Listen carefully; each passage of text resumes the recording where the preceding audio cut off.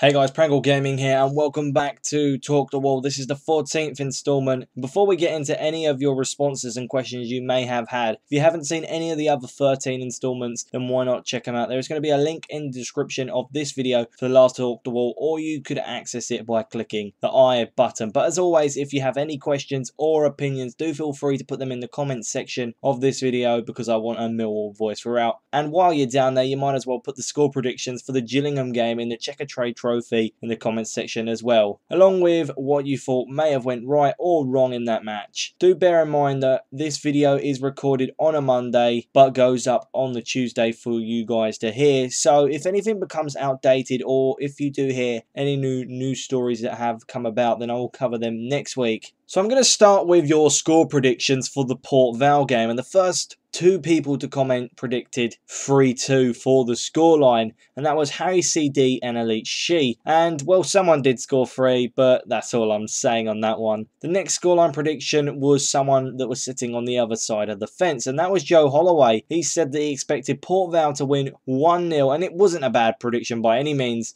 and I actually would have expected that to have happened as well. The next person to comment was It's Hardcore, and he said, I'm guessing 2-1 to Rochdale, but to be honest, I believe that would be Port Vale. If not, then it would have been Walsall. So if it's Port Vale, then you were very close, and if it was Walsall, then you hit the nail on the head with that one. But he also said, I'm a Millwall supporter, and I just don't think that we can do it. So that's obviously everyone is feeling like that at the moment. So it was unlucky for him there just not to get that right, and well, unlucky for Millwall, we just can't get the right results at the moment. We also did the predictions for the Walsall game, and two people predicted on this one, and it's Alfie's Wet Gaming, and his one was actually a quite comical one. He said he reckoned it'd be 3-1 to Millwall and it will settle everyone's nerves. But later, as soon as we won that, or as soon as we lost it, should I say, he actually said that he meant Walsall win, quote unquote. Yeah, funny.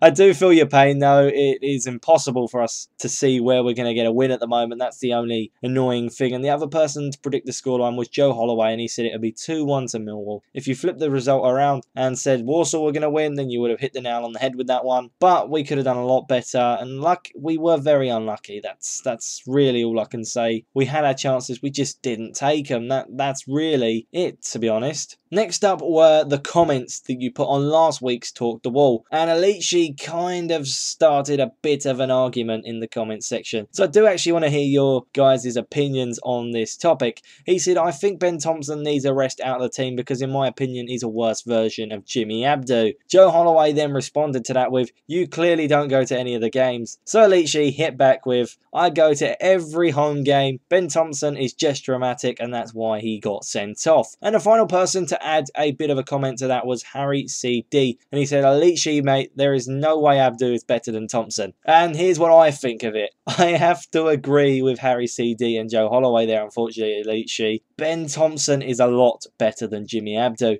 I really don't like Abdu. I think he's deadwood. He shouldn't be at the club anymore, and we kind of need to move him on, get a better centre midfielder in. However, I do understand why you would have put Tomo there, to be honest, because he is a below par player this season, and he does have a lot to improve on, so I'd understand why you could make that point. If it was me that was arranging the team, I would have Williams and Butcher in the team at the moment, but Harris will never line a team up like that. I don't know why though. That's the only thing. I never really know why he never wants to go with this. Joe Holloway then had another comment that he wanted to talk about. Now, I don't really get this one, but bear with me while I say it. So he said, defence, eh? Looks at Bolton's goal difference. Looks at Millwall's goal difference. So yeah, as I said, I'm not going to sugarcoat this. I really don't understand what he means. I looked at the goal difference of Bolton at the time he put this, and they had a +2, and Millwall had a -3. So you can kind of make your own assumptions from that. But Bolton have since then fallen down the table, and so I'm a little bit confused. Can you kind of let me know what you meant in the comment section of this one? He did also say, in regards to the thing that I talked about with Cholton last week, saying that the game had been cancelled. He said 2 out of 3, Lookman and Batanka are there, and they're saying they can't play. If they lose, we will tear them apart. And that is probably something I would have agreed on if we hadn't lost so many games in a row. But if we beat them, I do think that it will help us a lot. But apart from that, I think the match could be a very, very cagey affair. And I'm really concerned for Millwall at the moment. I think once we get that win, we'll be alright. But we need to find means of getting the right result first. So last week, I actually asked you guys to name the best and worst players for Millwall, the top 3 in each area that you thought. So the first person to comment with this was Joe Holloway, and he just said the worst 3, Craig. Well, it's safe to say no one really thinks that Craig has done well this season, and I'll comment more on that a little bit later. Then Harry CD commented with his top 3, saying Ben Thompson, Sean Williams, and finally Byron Webster, but he did also say that Aidan O'Brien just missed out there. He said his worst 3 was just Tony Craig. Well, again, enough said. And I actually do want to know your guys' opinions on this and what your actual reasoning behind this was. So do let me know and I'll cover that next week. Also, do you guys want me to compare last season at this point to this season at this point for the next Talk the Ball? Because I do want to see the difference and I want to know whether you guys actually want to see that, and that'd be something that I just have to research, but I can add that in if you guys want to see it. Now, as I promised, I said I'd name my top 3 and my worst 3. So in no particular order on the top 3, I've gone with David Worrell, as I think he's an important member of the team. He has 1 goal and 1 assist, and he really helps us with his runs. He's a fantastic player, and it really shocks me why Harris keeps taking him out of the team. I don't understand it. He's one of our best players. He's definitely our best player in that position, so there's no reason to drop him when the team works so well with him. When he's not in the team, we do struggle, and it's been proven, so hopefully Harris will keep him in the team for the future. Next was Sean Williams. I really do like the Irishman. I've said this a lot, and I'm not afraid to say this because he plays such an instrumental part in our attacking side of things. Even when we're struggling, he supplies the attack with so much, but at the moment we just can't finish it. So this season he has 2 goals and 1 assist, and Williams really deserves credit where it's due. And finally, I would name Byron Webster as the last top player. The defender is by far our best defender we have at the club, but because of some shaky performances, I almost didn't include him in here. And it may be due to the fact that he cannot play with our captain, Tony Craig, and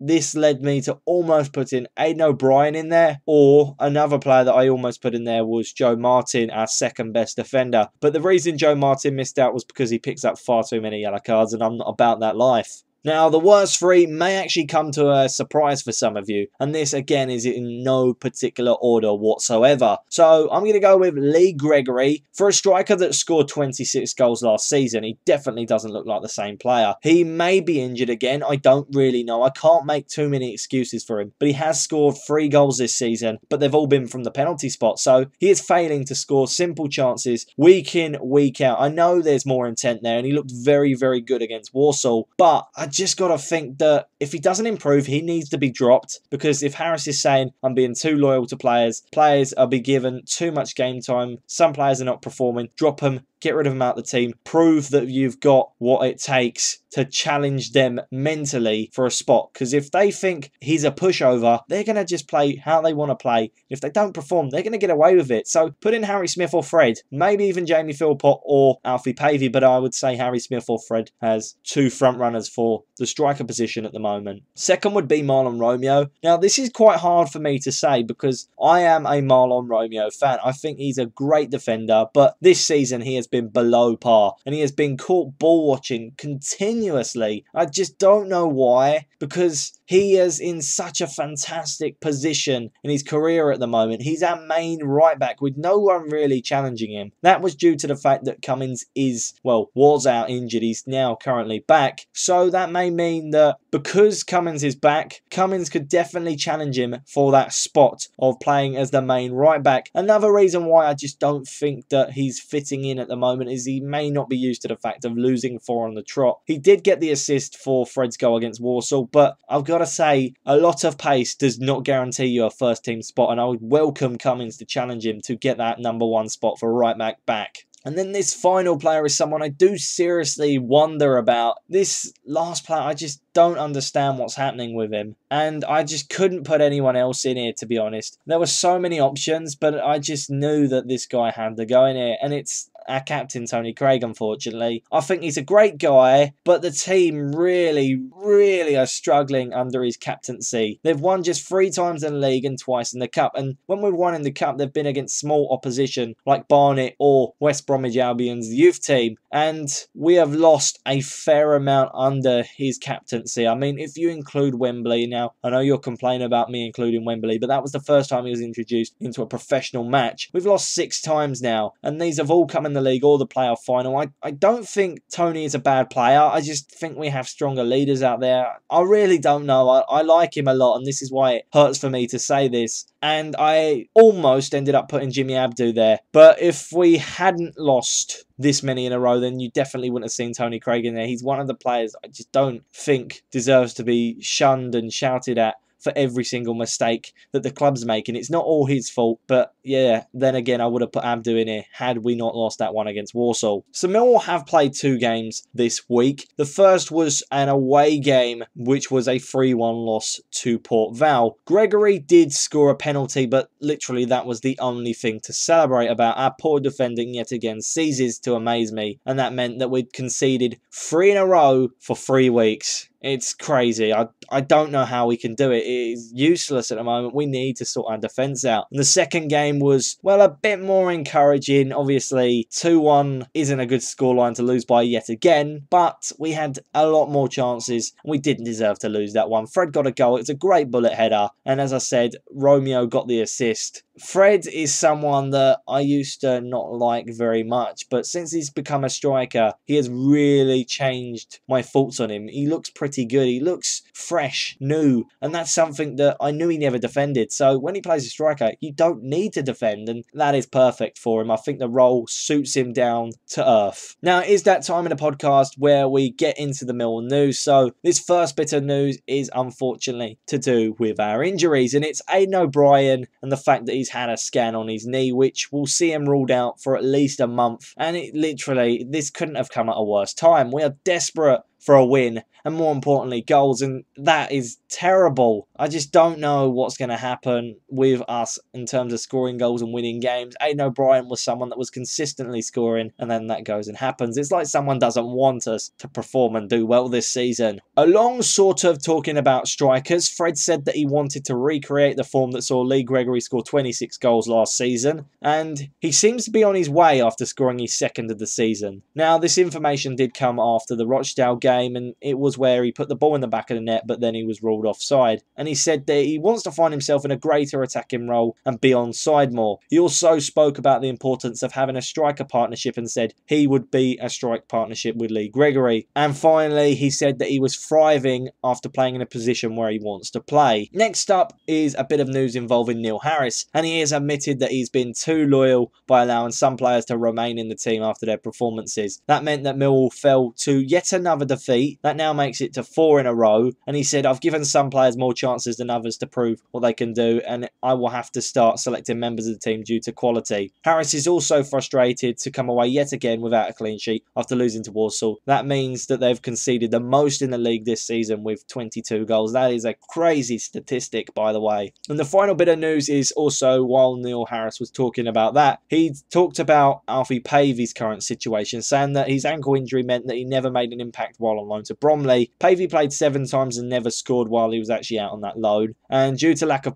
firepower up front, Pavey might actually be given a chance to show what he's capable of. But Harris said he has gained a lot of experience while out on loan and will either challenge to be part of my squad or simply go back out on loan. So the ball really is in Pavey's field with this one. If he wants a chance to play at Millwall, he has to prove it. So that is all we got time for today at least. Do feel free to put your questions and opinions in the comment section for the next Talk the Ball. However, before I go, don't forget to put your score predictions for the Gillingham game in the comment section, as next week I'll be covering the game, highlighting the good and bad points. Also, I'll be showing you the top 3 scorers in the league and the top 6 teams in the league. Just a quick hint there, Millwall are nowhere near at the moment. Do also let me know your opinions of that Gillingham match and on Millwall as a whole, because it really is frustrating at the moment. I want more and more of your guys' opinions. So like, comment, subscribe, and of course I will see you guys next week for the next Talk the Wall. But until then, goodbye.